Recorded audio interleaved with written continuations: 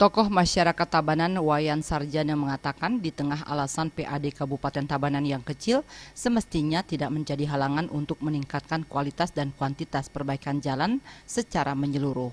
Banyak akses jalan yang rusak padahal infrastruktur jalan menjadi faktor utama mendukung pengembangan pembangunan di berbagai sektor yang berimbas pada pertumbuhan PAD. Korelasi terkait anggaran ini ke depan diharapkan mampu disikapi dengan baik agar pembangunan dan peningkatan kualitas infrastruktur terkesan tidak dipaksakan yang malah memberi hasil yang kurang maksimal. Upaya betonisasi yang disesuaikan dengan kebutuhan masyarakat semestinya menjadi jawaban permasalahan ini.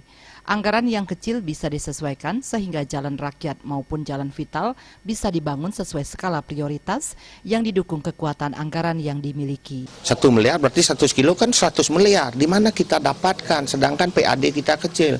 Tetapi dengan betonisasi, kita lihat betonisasi itu di desa-desa, di jalan di kampung, itu kan cuma dengan 20 miliar atau cuma 20 miliar itu sudah bisa dilewati, tetapi tidak menutup kemungkinan juga di mana jalan-jalan itu sendiri yang notabene adalah jalan pariwisata, ya kita prioritaskanlah HOTME.